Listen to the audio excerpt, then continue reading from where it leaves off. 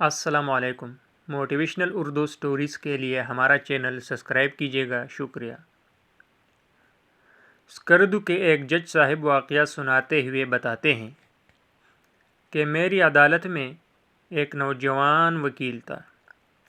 اس نے P H D physics کر رکھی تھی اور وکالت کے پیشے سے منسلک تھا۔ انتہائی زیرک تھا، بات انتہائی مدلل کرتا تھا۔ اس کی خوبی یہ تھی کہ وہ ہمیشہ مظلوم کے ساتھ کھڑا ہوتا تھا۔ میری وہاں پوسٹنگ کے دوران میں نے اسے کبھی کوئی کیس ہارتے ہوئے نہیں دیکھا۔ میں اس کی سچائی کا اتنا گرویدہ تھا کہ بعض دفعہ اس کی بات پر بغیر کسی دلیل کے میں نے فیصلہ سنا دیتا تھا اور میرا فیصلہ ٹھیک ہوتا تھا۔ وہ تعینات ہر جج ہی ان کا گرویدہ تھا۔ پوری عدالت میں سب ہی اس کا احترام کرتے تھے۔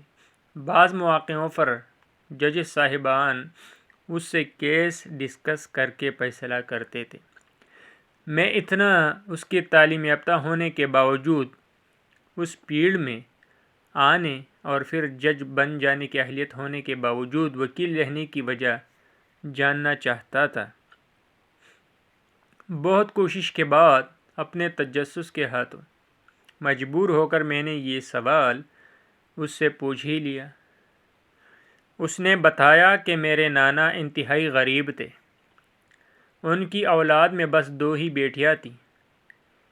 انہوں نے بھٹے پر محنت مزدوری کر کے اپنی بیٹیوں کو تعلیم دلوائی، ان کی پرورش کی اور پھر ان کی شادیاں کی۔ میری والدہ کی قسمت اچھی تھی، وہ گورنمنٹ اسکول میں ٹیچر لگ گئی، جبکہ میری خالہ کو سرکاری ملازمت نہ مل سکی۔ میرے نانا نے بٹا سے قرض لے کر اپنی بیٹیوں کی شادی کی۔ میری والدہ نے گھریلو اخراجات سے بچت کر کے میرے نانا کی قرض اتارنے میں مدد کی، مگر پھر میرے والد صاحب نے ان کو منع کر دیا تو میرے نانا خود ہی قرض کے عوض مزدوری کرنے لگے۔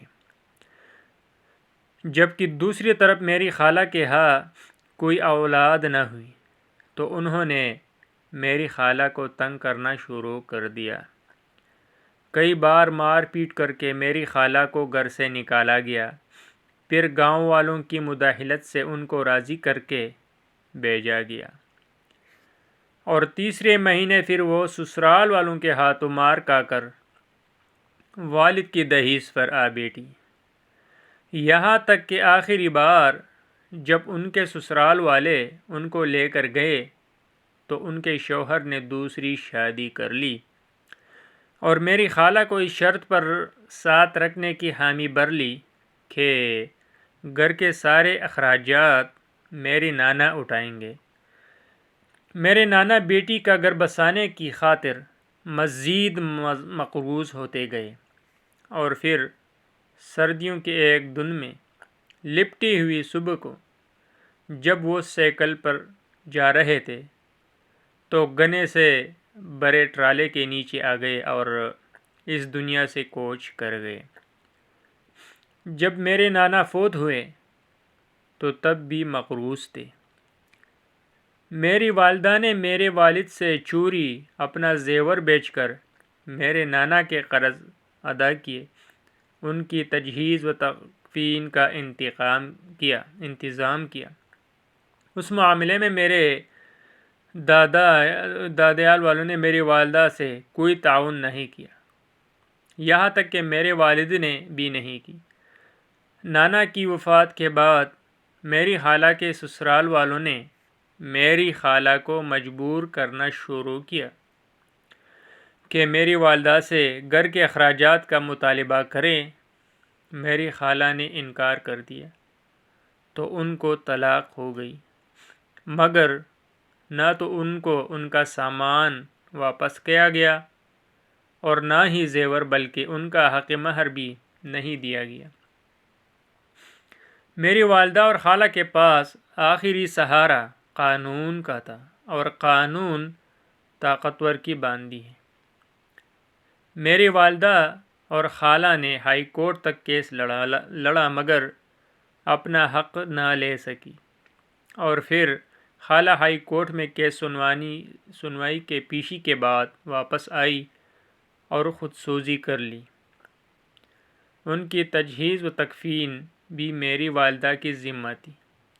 میری والدہ نے یہ کام بھی بخوبی کیا مگر بہن کی موت کے بعد ان کا چہرہ بچ گیا، یہاں تک کہ میری کامیابی پر میری والدہ خوش نہ ہوتی، تو یہاں تک کہ جب میں نے پی ایچ ڈی کی تو میرے دور پار کے سارے رشتہ دار خوش ہوئے مگر میری ماں کے چہرے پر پہلے جیسی خوشی نہیں تھی۔ میں نے اس رات مصلی پر بیٹی دعا مانگتی اپنی ماں کو اپنے سینے سے لگا لیا اور پوچھا کہ آپ کی اداسی کی وجہ کیا ہے؟ میری والدہ نے مصلی کو تہ کیا اور کہا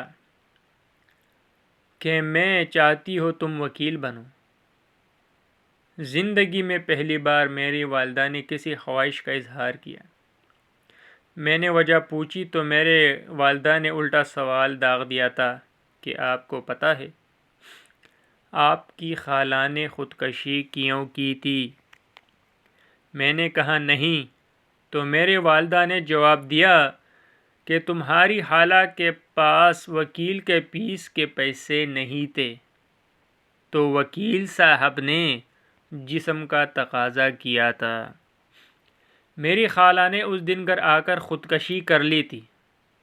اس دن میرے دل میں خواہش آئی تھی کہ میں اپنے بیٹے کو وکیل بناؤں گی، ایسا وکیل جو پیسوں کے عوض جسم کا مطالبہ نہیں کرے گا، ایسا وکیل جو مظلوم کو انصاف چھین کر لے دے گا۔ مگر میں کبھی تمہارے والد اور تمہارے ڈر سے اس خواہش کا اظہار نہیں کر سکی۔ میری والدہ نے بات مکمل کر کے رونے لگی تو میں نے ان کے قدم چومے اور وعدہ کیا کہ میں ایسا ہی وکیل بنوں گا، اور پھر وکالت میں داخلہ لے لیا۔ میرے اس فیصلے سے تمام فیملی ممبر اور دوست احباب سارے حیران تھے، مگر میری والدہ بہت خوش تھی۔ میں جب تک جاگ کر پڑھتا رہتا تھا، میری والدہ میرے ساتھ جاگ کر آیت الکرسی پڑھ کر مجھ پر پونگتی رہتی تھی۔ میں نے وکالت میں بھی گولڈ میڈل حاصل کر لیا اور اپنی ماں کا خواب پورا کر دیا، مگر افسوس کہ میری والدہ اس خواب کی تعبیر نہ دیکھ سکی۔ میں وکیل بننے کے بعد ہمیشہ سچ کے لیے لڑا، میں نے کبھی کسی ظالم کو سپورٹ نہیں کیا۔ میں ہر کامیابی پر اپنی والدہ کی قبر پر جاتا ہوں، مگر ایک عرصہ تک میری والدہ مجھے خواب میں نہیں ملی۔ چند ماہ پہلے میں نے ایک یتیم لڑکی کا کیس لڑا، نہ صرف اس کا سامان اور حق مہر لے کر دیا بلکہ اس کے بچوں کا ماہانہ خرچ بھی لے کر دیا۔ اس دن جب والدہ صاحبہ کی قبر پر گیا تو رات کو میری والدہ خواب میں مجھے ملی، اسی مصلی سے اٹھ کر مجھے سینے سے لگایا اور مجھ پر کچھ پڑھ کر پونکا۔ اس دن مجھے لگا کہ میں نے زندگی کا مقصد حاصل کر لیا۔ اہلیت ہوتے ہوئے بھی جج نہ بننے کی وجہ یہ ہے کہ بطور جج مجھ پر پریشر آ سکتا ہے، مگر بطور وکیل کوئی مجھے مجبور نہیں کر سکتا۔